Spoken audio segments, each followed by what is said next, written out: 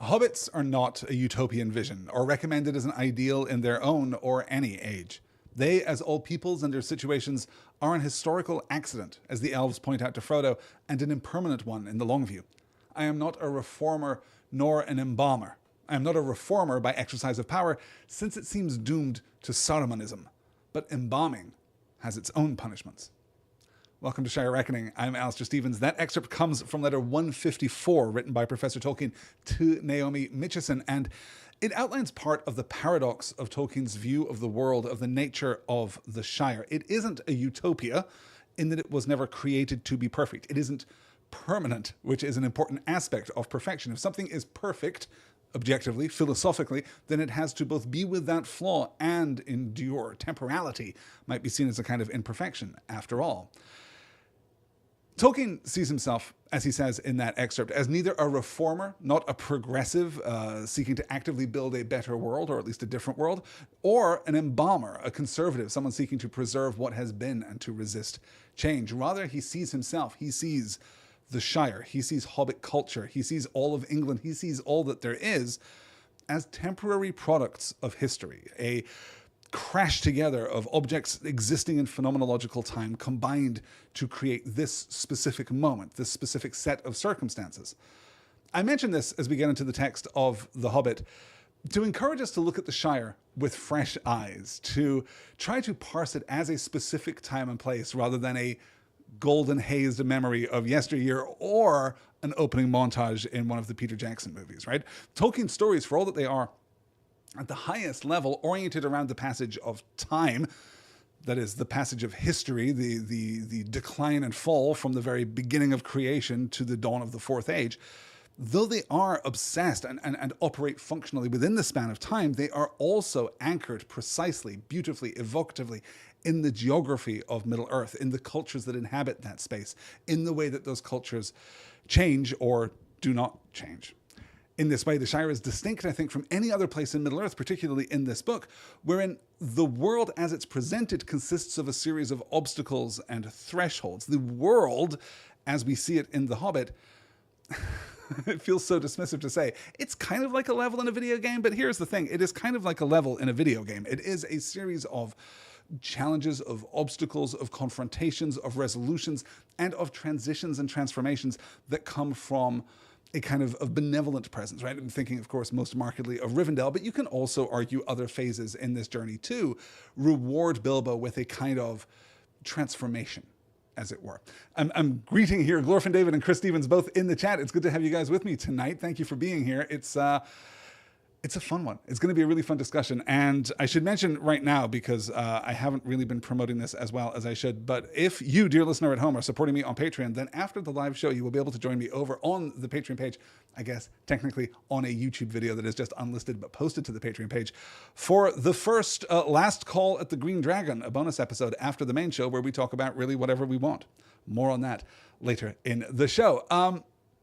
So, more on the land, too, as we move forward, right? I'm just setting up a lot of dominoes that I'm going to knock down later. For now, let us look at the opening of the first chapter, of The Hobbit, and the narrative voices that introduce us to the story, the position of the Shire and the world beyond, and as far as we can infer, a moral framework as it is presented to us.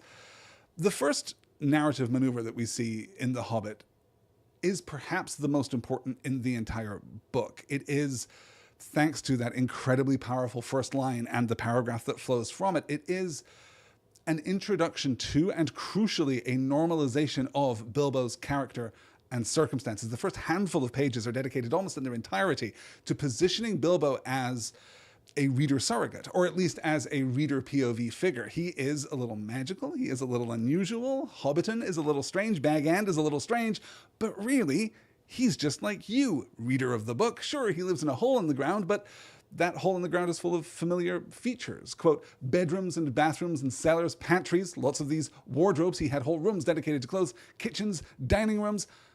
And there's an aspect of aspiration here too, right? Because Bilbo is, as we're told, very well-to-do. He is comfortably upper middle class. He is financially well provisioned, which both allows an element of escapism for the reader, no bad thing, of course, per Tolkien, but it also allows us to pivot to a kind of representative quality of Bilbo. We are told throughout this opening chapter that the Baggins of Bag End are very reliable hobbits. They are good hobbits, right? In the Aristotelian sense, in the virtue ethicist sense. They are manifesting the virtues of their community and of their society. Not like those rogue tooks out there in the West, but the Baggins family is very predictable. It is what it is to be a good hobbit, right? And we're informing that with a position of social stability and social responsibility while never taking the time to introduce other Hobbit characters. It oftentimes passes us by, particularly if we're, good and faithful readers of The Lord of the Rings too. It's easy to miss the fact that there aren't any other hobbits in the beginning of this book. We're going to very briefly see some other hobbits right at the end of the book, but Bilbo is, eponymously the hobbit. He is the only one that we get to know. The others are informed. They're presented in contrast or comparison to Bilbo. I'm thinking, of course, primarily of Bungo and Belladonna, his parents, which we'll get to in just a little bit. So we establish the comfortable familiarity of Bilbo's hole in the ground, and that allows us to better enter into Bilbo's POV, to understand these events as they will unfold from his perspective. He is made immediately accessible to us through Tolkien's skill with this prose. And then we pivot out to the introduction of the hobbits themselves for the benefit of the quote-unquote big people, as they call us. Let me share this slide with you. The mother of our particular hobbit. What is a hobbit? I suppose hobbits need some description nowadays, since they have become rare and shy of the big people, as they call us. They are, or were, a little people, about half our height and smaller than the bearded dwarves. Hobbits have no beards. There is little or no magic about them, except the ordinary everyday sort, which helps them to disappear quietly and quickly when large stupid folk like you and me come blundering along, making a noise like elephants which they hear a mile off. They are inclined to be fat in the stomach. They dress in bright colours, chiefly green and yellow, wear no shoes because their feet grow naturally leathery soles and thick, warm, brown hair like the stuff on their heads, which is curly. Have long, clever brown fingers, good-natured faces, and laugh deep, fruity laughs, especially after dinner, which they have twice a day when they can get it. Now you know enough to go on with. As I was saying, the mother of this hobbit, of Bilbo Baggins, that is, was the famous Belladonna Took, one of the three remarkable daughters of the Old Took, head of the hobbits who lived across the water, the small river that ran at the foot of the hill. Much has been made over the years of this genial, avuncular storyteller tone with all of its informality and its discursive structure and all these em-dashes and parentheses, this string of semicolon subclauses. This is as chatty as Tolkien ever gets. And as someone who has spent quite a bit of time reading his letters lately, this is a long way from even the most informal tone present in his letters too. When we look at the Phase 5 rewrite, the less juvenile version of the opening chapter, which Tolkien begins in 1960, we see again this passage stripped of much of its deliberate ungainliness, its charming accessibility, its performative juvenilia, right? Though that fifth phase revision replaces accessibility with a measure of grandeur and of context, a kind of high-level historicity. It just feels much more serious, although it doesn't actually change that much. Since we're also talking about the different versions here, I will note that the first typeset version of this manuscript replaces the beginning of the passage on the slide with a grumpier version, quote, "What is a hobbit? I mean you to find out, but if you must have everything explained at the beginning, I can only say that hobbits are small people, smaller than dwarves." Which I kind of love, right? I kind of like the way that we're pushing back against the reader in that sense, rather than welcoming the reader in. I can see why Professor Tolkien made the change that he made. I will say hi also to Andrea, who is joining us live in the chat. Hello, Andrea. I'm glad you could make it. I know you were playing catch up right before we got started, so I'm glad that you made it in. Don't worry about catching up too much. Each of these sessions is kind of a new beginning in a sense, right? All of which is to note, all of this preamble, all of this discourse is to note how intentional the tone and the delivery of the beginning of The Hobbit is, how distinct it is from anything else that Tolkien ever wrote. The closest thing is Leaf by Niggle, which is companionably kind of affable and avuncular, also has a kind of fairy tale, prosy, sing-songy kind of style to it, very similar to what we see here in the beginning of The Hobbit. But this does, I think, stand apart. It stands apart because it's a children's book, but it also stands apart in its modernity. It stands apart in its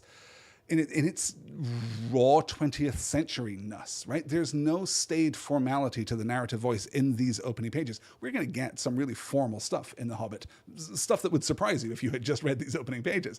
We will get to that, but right here we're in this very informal, welcoming, chatty, conversational kind of tone. And that, I think, unavoidably, inarguably situates the authorship of this text in a really interesting place.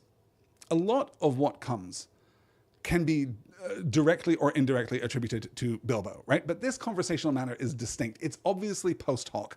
This editor, this explainer, is layering in more understanding. The whole description here of what is a hobbit, I suppose hobbits need some description nowadays, right? Bilbo would never have written that. Bilbo would not have been able to conceive of a world in which his Shire, which seems to him to be so static, so devoid of history, so constant in its form and in its presence. We're going to talk a little more about that later, about the way that time does not seem to touch Bilbo. Time does not seem to touch the Hobbit, right? Time does not, the paradigmatic kind of eponymous Hobbit here. Time doesn't seem to touch the Shire. And I mention this to distinguish from the kind of utopian idyll that Tolkien pushes back against in that opening quote.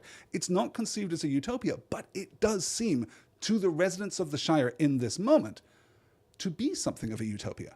That's the soul of the Shire that we're fighting for on the other side of the Scouring, right? By the time that we get all the way to the end of The Lord of the Rings, we're looking very seriously at what makes the Shire special. One of the reasons that Frodo passes the Red Book of Westmarch down to Sam is so that he can tell the stories of everything that has happened, of all of the War of the Ring, including the Scouring, so that people will be more grateful for the Shire that they have. There is a sense that it will persist, and that if it fades, as the narrative voice unambiguously tells us that it does, right? The number of hobbits dwindle and they vanish from contact with big people. They go off into the world. If the Shire fades, if there are no longer towns of hobbits, if there are no longer country roads, if there are no longer inns and taverns, then there's a sense in which the Shire in its entirety has been taken into fairy, that it has left the world behind rather than simply diminished or faded or been replaced, been supplanted by a strip mall and a subdivision and a new highway, right? There is a sense in which the Shire will continue to exist in a fairy way, even beyond the passing of the hobbits. This is ambiguous, and I'm absolutely letting my timeline run away with me here as we're getting started, because there's still so much to to get to right here and now before we start talking about the end of The Lord of the Rings, but there it is. I'm also interested here as we get through that passage, that the explanatory, informative, modern perspective, or at least post-Bilbo perspective in the text, explaining what hobbits are. I'm also fascinated to see how we pivot back then to a description of Belladonna Took, which feels very authentic to Bilbo's voice. It feels very close to the ground. It feels very familiar in a different way, right? And that is something else that I want to call out, is the way in which we navigate familiarities. The voice of the narrator, right, is most present in terms of his relationship with the reader, the singular reader. You are reading this book and I'm talking directly to you, and there will be parenthetical asides, and I will anticipate your questions and I will seek to answer those questions, and I'm going to converse with you in a fairly modern way. That is a kind of intimacy. It's a kind of familiarity. Then we transition into Bilbo's account, what I am reading to be, what I am presuming to be Bilbo's account of his father and mother, for example, which is similarly familiar, it's similarly intimate, but it's much less engaged with the reader. We're getting this idea already of different voices. And then when Gandalf shows up, we pivot into a third kind of familiarity, where the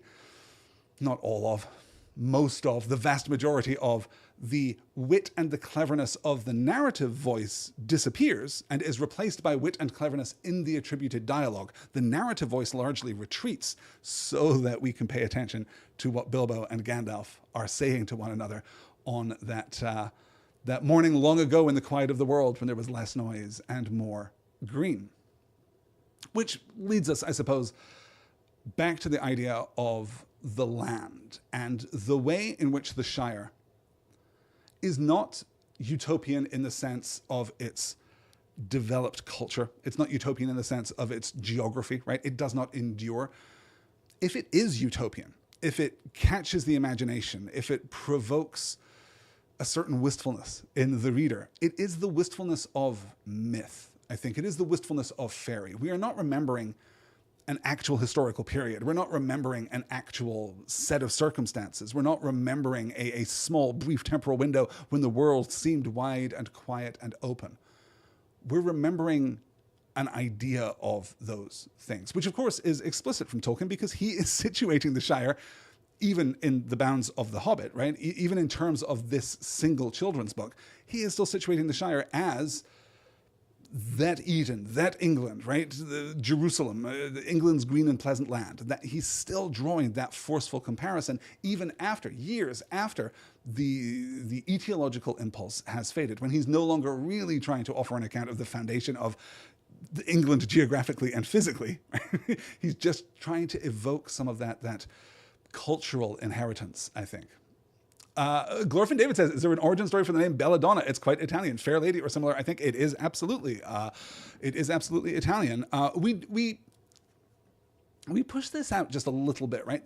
The Tooks are allowed to have slightly foreign names. The Tooks they don't quite play by the rules of how can I summon this up? They don't quite play by the same naming conventions. We're going to talk in just one second. I've got a timeline slide in just one moment where we're going to talk about the Old Took and the influence of Greek in the naming of the Tooks too. But yes, Belladonna, of course, being taken directly or indirectly. And Chris Stevens is pointing out the only thing I know about the word is that it is a poison. Yes, exactly. That it is related to nightshade, right? It is dangerous stuff, which kind of speaks to the role of Belladonna. It has been observed before by better scholars than I that the names of Bilbo's parents are just perfect. They tell you everything that you need to know about Bilbo's parents without having to know anything about Bilbo's parents. When you tell the reader that Bilbo's father is called Bungo Baggins and that his mother is called Belladonna Took, you don't even need the modifier. You don't need famous, right? You don't need to change our reading of Belladonna at all to get the sense of who these people are. It is harder to infer.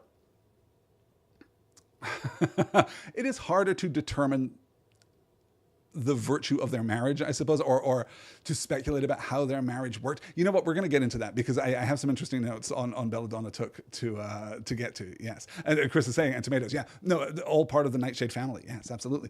Let me see here. So we're setting this landscape that is immediately evocative, right? We're already highlighting this idea of less noise and more green in the world, that it is a simpler time, that it is a more agrarian time, that it's a pastoral time. We're almost leaning back into that capital R romantic idea of rural life and the simplicity, the innocence, the elegance of it all, the simple provision of good solid food for doughty hobbits who've been working all day, and of course the well-intentioned nobleman, in this case a landowner, I suppose, a landlord in the form of Bilbo Baggins, kind of operating above that. So we get this glimpse, and as I say, one of the things that I find most interesting about this is that history doesn't seem to touch the Shire. There's little to no sweep of the history, particularly here at the beginning of the story.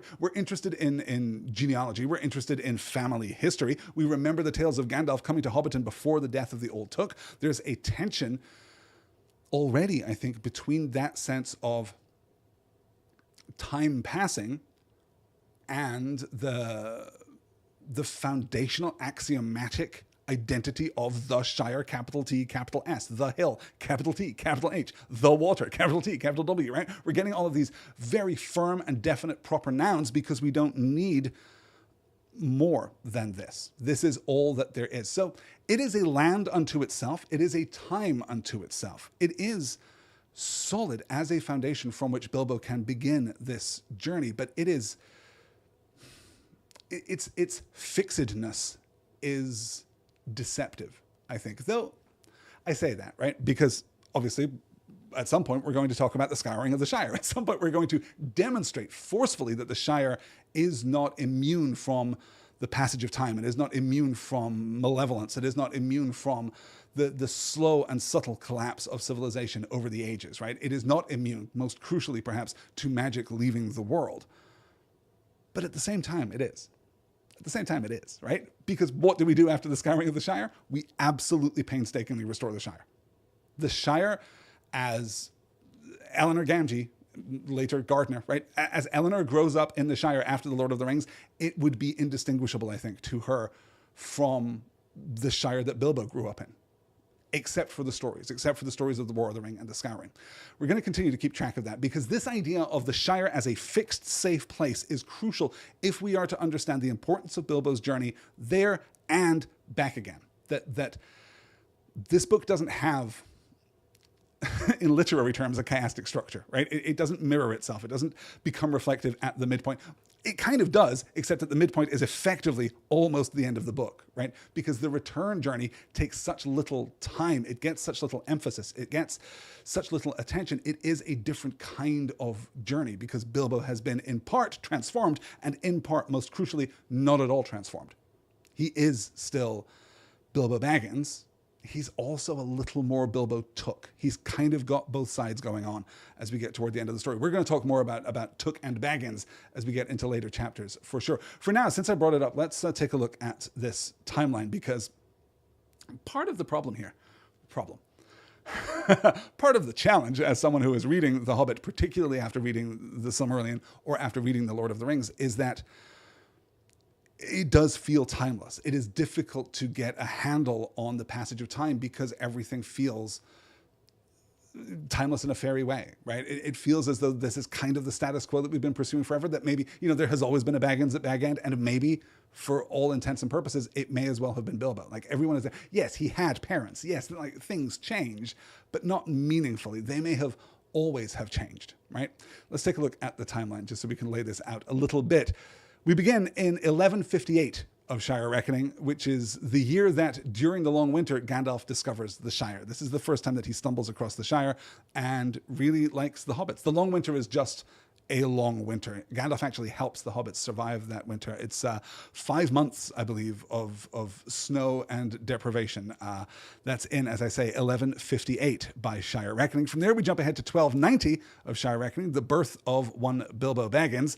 In 1320, Shire Reckoning, we get the death of Bilbo's grandfather, Gerontius Took. This is the old Took at the age of 130. In 1326, we get the death of Bilbo's father, Bungo Baggins, aged 80, and in 1334, 8 years later, the death of his mother, Belladonna Took, aged 82. So that means that in 14 years, Bilbo loses his grandfather on the Took side, his father, and his mother. And then it's in 1341 that Gandalf comes to the Shire. His mother has only been dead for 7 years, which, I don't know, does not make immediate emotional sense to me as I'm reading the book. I think that I'm always surprised by that when I go back and do the math and figure it out. 1326, for example, the year that Bungo dies, is the same year that Hamfast Gamgee, that Sam's gaffer, is born. So we are really close to the sharp-pointed end of history, I suppose. I wanted to call out, because we were talking about Belladonna, but Gerontius Took, of course, Garon is the ancient Greek element meaning old man, derived from Gero, meaning aging, as in gerontology or geriatric, right? It is usually presented in English as having a soft G. I'm assured that Gerontius Took has a hard G, but I guess it could be Gerontius, right? It's a whole GIF conversation over again. And this pun is one of the very few inclusions of real-life ancient Greek in the Legendarium. Of course, most of the language choices that Tolkien makes come from Old English, come from Anglo-Saxon, come from Old German. We're kind of pulling very much from that perspective, but we do have a small loophole when it comes to the Tooks. So as we can see here too, Bilbo is 50 years old. He turns 51 in the span of the story, right when they get to Lake Town, in fact, is Bilbo's birthday. And we need to kind of keep this in our minds, I think, a little bit in defiance of the text, right? I feel as though the story does not want us to pay attention to this very much. The story doesn't really want us to be thinking about how long ago it was that Belladonna Took died, but nonetheless, we're kind of going to. So we are already oriented in Bilbo's peaceful POV, right? We are very quickly and effectively settled in his POV. We understand him to a certain degree. We understand his world to a certain degree. And we have this stable place, this timeless place, this permanent place from which we can begin this adventure. And we spark this adventure with this two-stage introduction of Gandalf. Let me call up that exact slide, in fact. By some curious chance, one morning long ago in the quiet of the world, when there was less noise and more green, and the hobbits were still numerous and prosperous, and Bilbo Baggins was standing at his door after breakfast, smoking an enormous long wooden pipe that reached nearly down to his wooden toes, neatly brushed, Gandalf came by. Gandalf. If you have heard only a quarter of what I have heard about him, and I have only heard very little of all there is to hear, you would be prepared for any sort of remarkable tale. Tales and adventures sprouted up all over the place, wherever he went, in the most extraordinary fashion.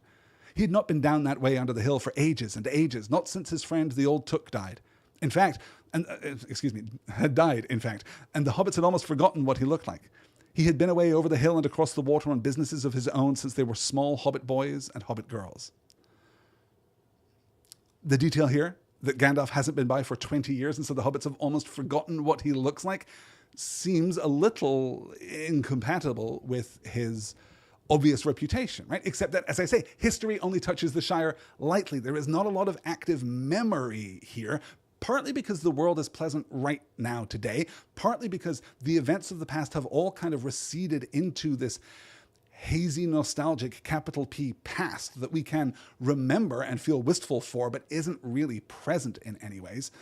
And partly just because Gandalf remains this mythic figure, which we will see as we transition out, right? So we get this introduction from the narrative voice. Gandalf came by. Gandalf! Exclamation point. Narrative voice! Exclamation point. If you'd only heard a quarter of what I've heard about him, and I've only heard very little of all there is to hear, we're really rounding out from the modern perspective the sense that this is a mythic figure, an archetypal figure.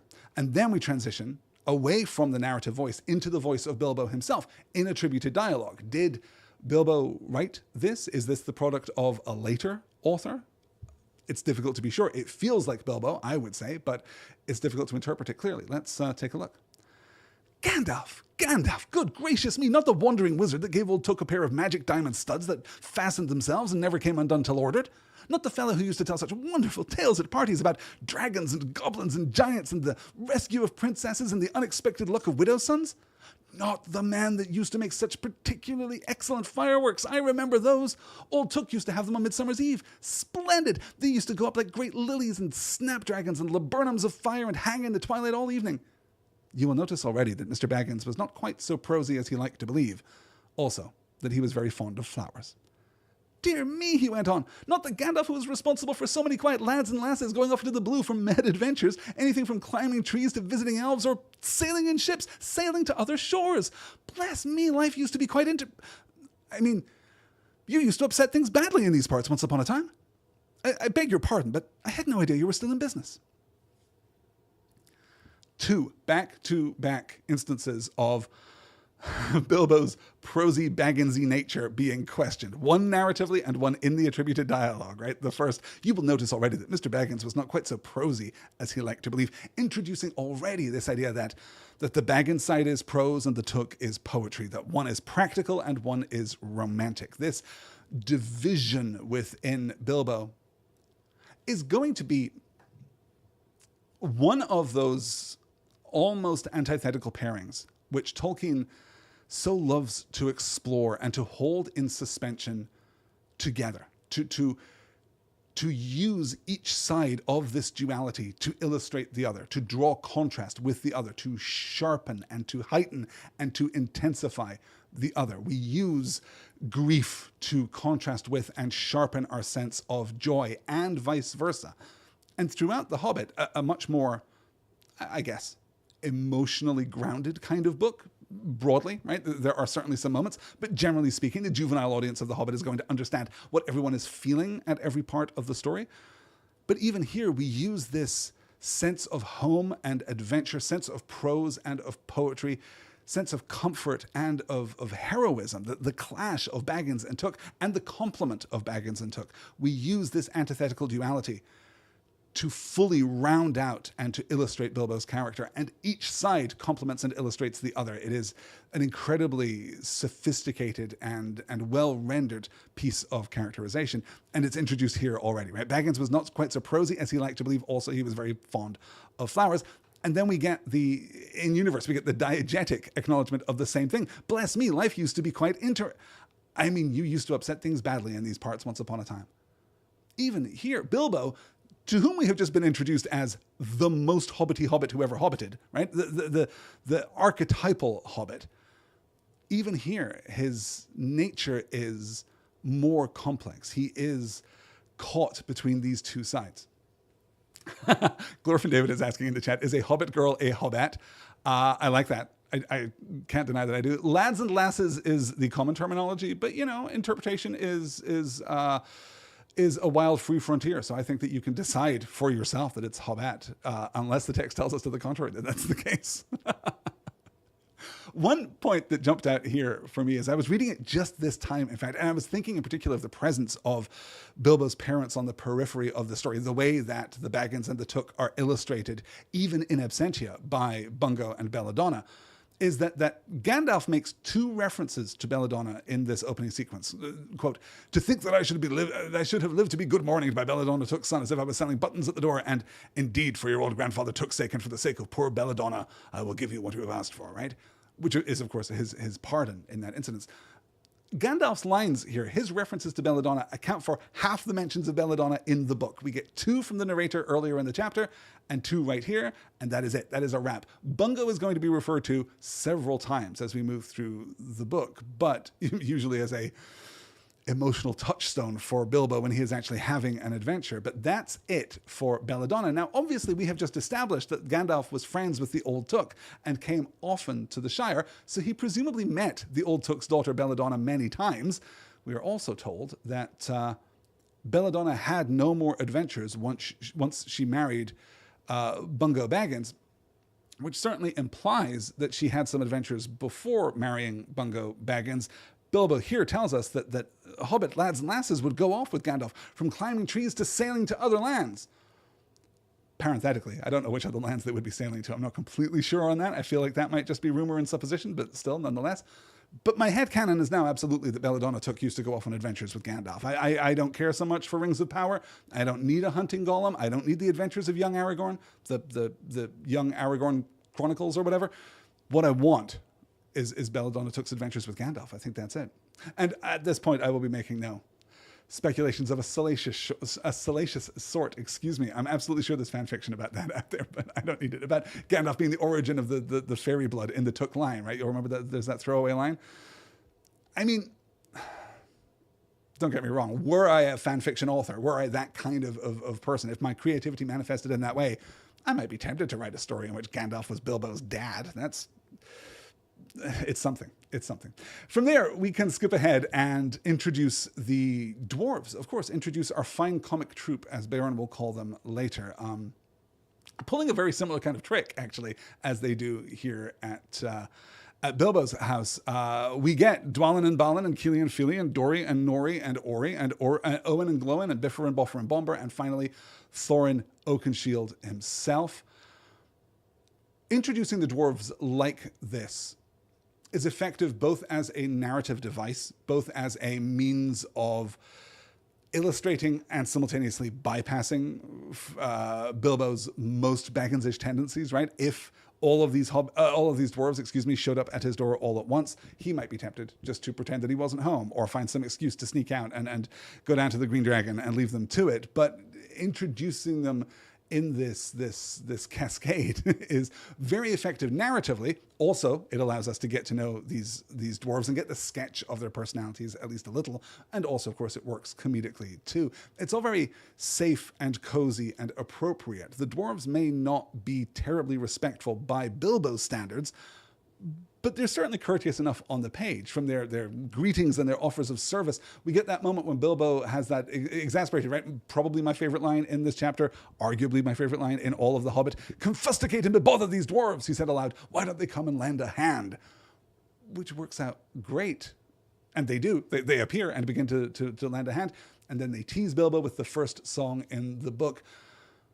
The song which is probably the weakest song in the book. I'm just going to come out and say it. I don't know if it's this song or if it's Tra-la-la-lolly.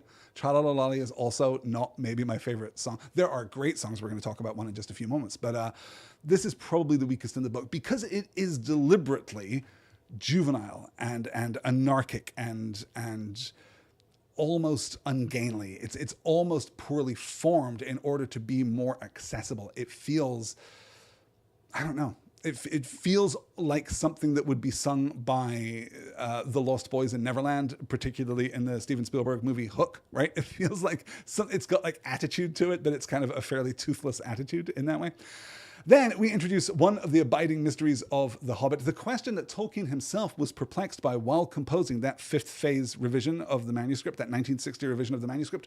Where do the dwarves get their musical instruments? Or if not where, why do they have them? And where do they go? At what point do they vanish? Because the next time the dwarves all get together and sing, we will be in Erebor and they will be explicitly using musical instruments that they have looted from Smaug's hoard.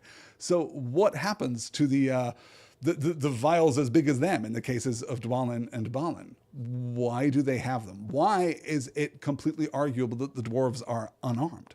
What is the fairy tale motivation here? Is this a product, again, of Bilbo's original storytelling? I mean, how do we kind of frame this out categorically, right? Option A, this is literally true. This is literally what happened.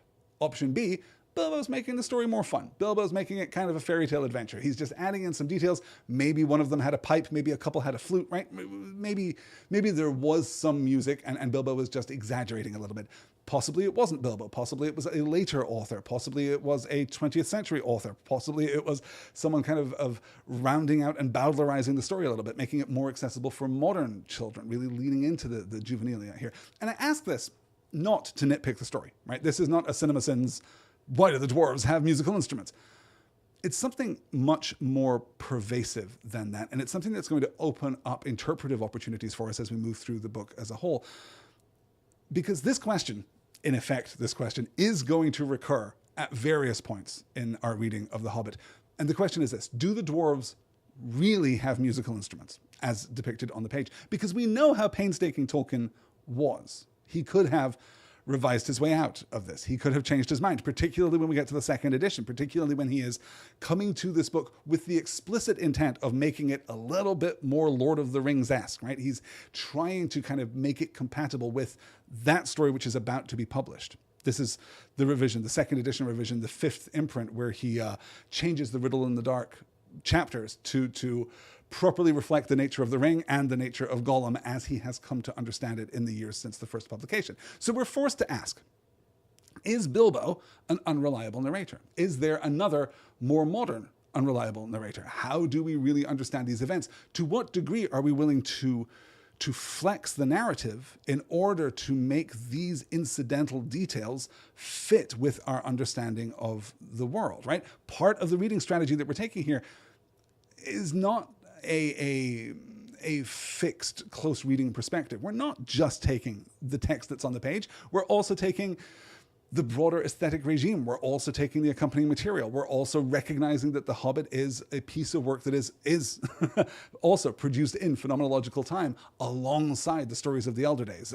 We haven't yet got to The Lord of the Rings. There's no real sense of that in Tolkien's mind as he writes this book for the first time, but there is a sense of that story in his mind when he later revises this book. So even The Lord of the Rings is applying a kind of narrative and aesthetic pressure back on The Hobbit. That's part of this reading strategy. And this is complicated because of the position of the narrative voices, because there are some things in the story. Let me dispense with generalities and talk about some specifics here, right? There are some things in the story which do not fit. There are some things in the story which I have always taken to be metaphors or fictional inclusions by the authors of the diegetic text, possibly Bilbo, possibly someone later. Usually, I think Bilbo. For example, as we'll see next week as we get to Chapter 2, Roast Mutton, we're going to be talking about the trolls, which kind of stand out anyway, and we're definitely going to be talking about their talking purse, a weird enchanted object that really doesn't fit with our understanding of how things operate in the legendarium as a whole, right? The talking purse really stands out. We're going to be talking about the storm giants in the Misty Mountains that are hurling rocks at one another, and the degree to which that is real and true and observably authentic and really fits the narrative as we understand it, and the degree to which that is a metaphor, the degree to which there are no actual stone giants standing there. We're going to talk about that when we get to it. And I'm highlighting this in general because we get the opportunity here of acknowledging a benevolently unreliable narrator, as I say, either Bilbo or someone later, who changes the structure of the story in a way that allows us to make interpretive maneuvers that fit it better alongside the Silmarillion. I'm kind of gesturing toward this. We're kind of doing it here, but we're also going to be doing it much more effectively later on. It gives us, acknowledging the existence or the possibility even of a benevolently unreliable narrator, gives us specific permission to interpret as fanciful or metaphorical certain elements of the book which I think specifically contradict our understanding of Middle-earth. The trolls, the talking purse, the stone giants hurling rocks in the Misty Mountains, and more as we get toward the end of the book. So we're kind of framing this out here, and this is going to be accompanying us through this whole entire journey. I cannot believe that I am almost out of time. This is wild. An hour is such little time. I cannot be tempted into longer, though, because I have another show. So let's maybe just get to, you know what we'll do? I think what we will do is I will take a discussion, because it's not strictly Silmarillion oriented, because it's not really to do with the structure of the Hobbit in terms of the entire Legendarium, right? Our intentional reading strategy here. I am going to shelve my discussion of the Misty Mountain song to the after show. So if you want to hear me talk about Misty Mountains Cold, then by all means, head on over to patreon.com/nextword to pledge your support. I'm going to do it right after this show is over. I've got a slide and everything. So we're going to go and talk about that poem. And it's absolute genius. It's like unalloyed genius. I love it. It is one of my favorite poems that Tolkien has ever written, and it's right here at the beginning of the book, contrasted with again the more juvenile and anarchic song that preceded it. Instead of that, then we're going to take a look right now. I'm going to expand our timeline here, because this again is challenging in our understanding of, well, our understanding of The Hobbit as a text, and certainly our understanding of The Hobbit as a text in the aftermath of the Peter Jackson trilogy, right? Because changes were made, decisions were made, and I kind of understand cinematically why those changes were made. I think that the great breaking point in the adaptational process, I'm going to come back out of that slide and just address the camera with a great deal of sincerity right now, because I feel this very deeply in my heart, but the point at which Peter Jackson's adaptive process breaks down, Jackson, Philippa Boyens, Fran Walsh, right? The point at which those movies break down is exactly the point at which you can no longer understand the question that they were asking when they made an adaptational change, when something was altered for the movie. Throughout the Lord of the Rings trilogy, I think whether you agree with the choices that they have made or not, you can always identify the challenge that they were facing, the obstacle that they were facing, the question that they were trying to answer, right? They were clearly trying to find a solution, and they offered an answer to that solution. Now, broadly, I think those answers are great. There are a couple that stand out, but really, you know, even in the ones that I don't agree with, even the ones I agree with, like I have a stake in this, even the ones that I don't like so much, right? A lot of the choices that we make about Gimli, for example, I think you can still understand what it is that they are trying to do. It's about halfway through the second of the Hobbit trilogy when I can no longer understand what it was that they were trying to do. I can no longer see the process that gets you to the change that they have made. It starts to feel as if those changes are becoming unzipped. It starts to feel as though those changes are becoming unanchored in the original text, that some of those changes are coming from other motivations rather than the strictly adaptive choices that the filmmakers are trying to make. Yeah, as Glorfin David says, the part of the movie I liked, I think it's the best part of the movie. I think the song is absolutely fantastic. I love the performance of it. I love the arrangement by Howard Shore. I think it is, and you can say this about so few things in the Hobbit trilogy, it is unambiguously good. It is just fantastic. There's really nothing about that sequence that detracts from it at all. Anyway, all of that is to say that one of the choices that really sticks in the adaptation of The Hobbit is the de-aging of Thorin Oakenshield, because, as I will prove to you when I call up this useful slide, Thorin is old. Thorin is almost 200 years old. Balin is the second oldest dwarf, and he's 17 years younger than Thorin, right? Thorin is aged by the standards of dwarves. Dwarves, on average, live between 250 and 300 years. There are some exceptions, right? Dwalin lives like 320 or 330 years, I think, and obviously like Durin the Deathless lives for like 2,800 years, but that's a special circumstance, right? We don't need to worry about that one right now. But Thorin is old. He is the senior dwarf. He is probably the only dwarf who can remember the sack of Erebor. Both he and Dwalin are there. They're the only ones who are there. But Dwalin is very young when that happens. So let's move through the timeline here. 1146 in Shire Reckoning, the birth of Thorin, son of Thrain, son of Thror. 1158, that is when Gandalf discovers the Shire, so right around that time, right? Then 1170 is the sack of Erebor, and Smaug takes up residence in the Lonely Mountain. In 1190, we get the death of Thror in Moria, right, which is the when his head is severed and stamped with the insignia of Azog and sent back to Thrain, and that begins the War of Dwarves and Orcs, which lasts until 1199, and the Battle of Azanobazar, where Azog is slain by Dain Ironfoot. In 1241, because that's the moment when Thrain is like, great, now we can retake Mordor. And Dain looks at him and says, I don't think that we can. We're not going to do that. We're all going home. And Thrain kind of goes into this continued exile. In 1241, 100 years ago last Thursday, right? Thrain sets out from Erebor. He sets out for Erebor, from the Blue Mountains. He leaves Thorin behind. He goes out with Balin and Dwalin. In 1245, he vanishes in Mirkwood. He is imprisoned there in Dol Guldur, which we'll get to in due course. And then in 1250, he dies. And then 40 years after that, Bilbo was born, right? So when we talk about the lack of the sense of time, the way in which history is present but at a remove, right? Gandalf's joke about your father went away 100 years ago last Thursday, that is a joke that is made to detract from both the enormity of the emotional impact there. Oh, hey, your dad did disappear as far as you're concerned, right? We have kind of a sense of what happened to him, but we're not going to talk about it now. As far as you're concerned, he just walked out one day with Balin and Dwalin and disappeared. We're acknowledging that these things happened, but we are keeping them at arm's length. There's no sense in which the sack of Erebor is a real thing that happened in phenomenological time. That is one of the things that Jackson tries to bring back into it, but we'll have the opportunity to talk about the Hobbit movies some fine day. As I've said before, the handling specifically of, minor details like time and space are maybe not Jackson's strong suit. That's maybe not the way in which those movies are most luminous and enduring.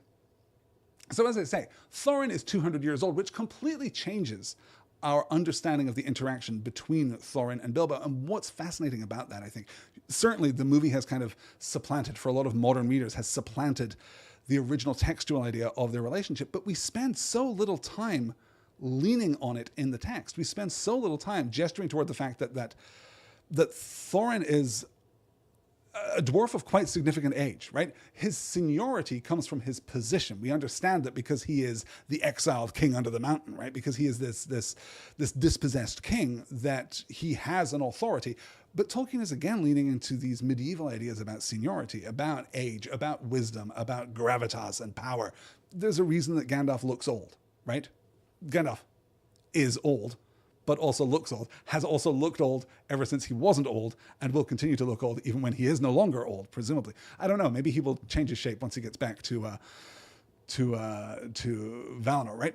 Anyway, all of that is to say that the ages of the dwarves range from 200-ish for Thorin down to Fili and Kili, who are 82 and 77 respectively. The other dwarves are kind of blurred all the way through that. Gimli, by the way, is at this point already out in the world. Gimli of the Lord of the Rings fame. His dad is here, right? Glóin is here. But Gimli is already, I think, in his mid-60s somewhere out in the world. So there's no real reason that he couldn't take part in this whole proceeding. And partly,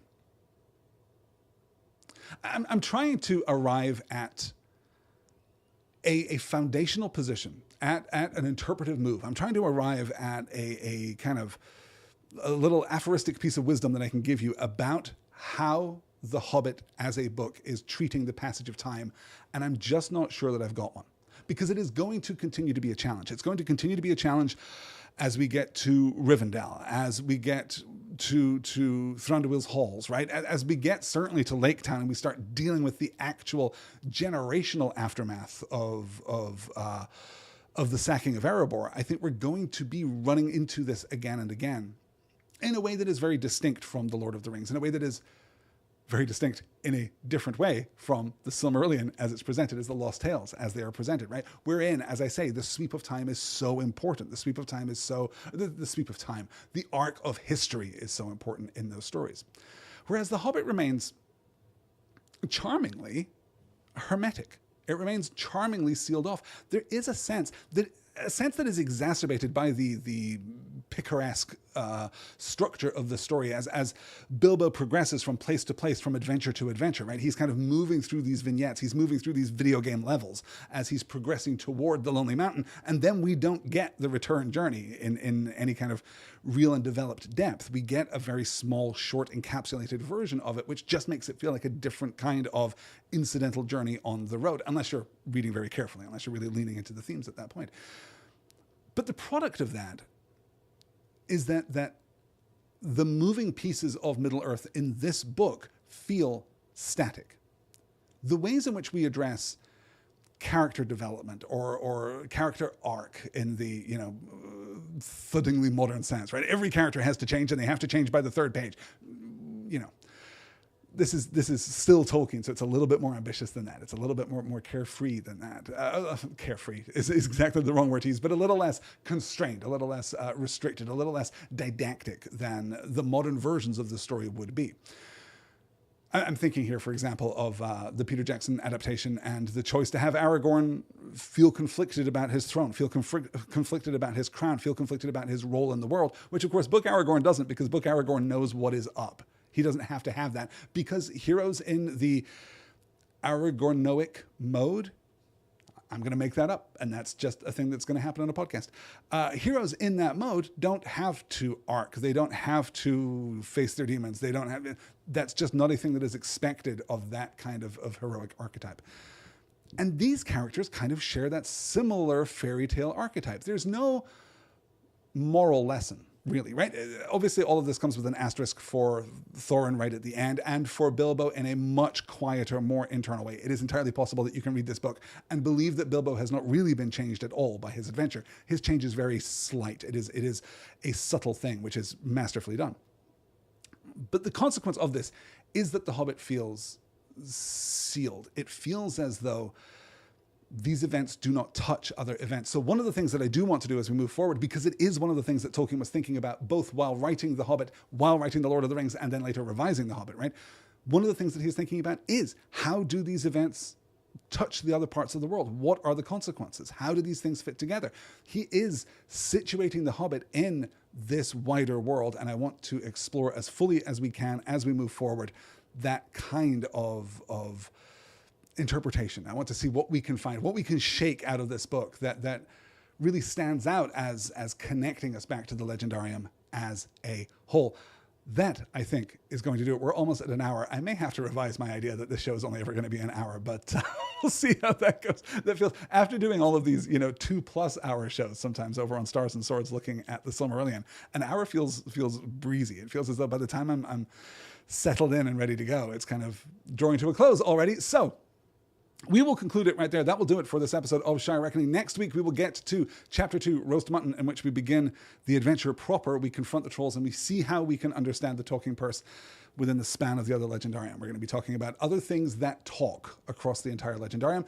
If you are enjoying the show, then please do lend your support to my own Ereborian quest by pledging a few dollars a month at patreon.com/nextword. If you do, then you can hit the Patreon page right now and get access to the bonus after show, which is going to begin in just a few minutes. That is the last call at the Green Dragon, a completely unscripted, unstructured, unplanned hangout. Although in the process of producing this podcast, I have inadvertently made a plan for the after show. So I'm going to take a few minutes to talk about the poem, and then we'll maybe talk about some other things.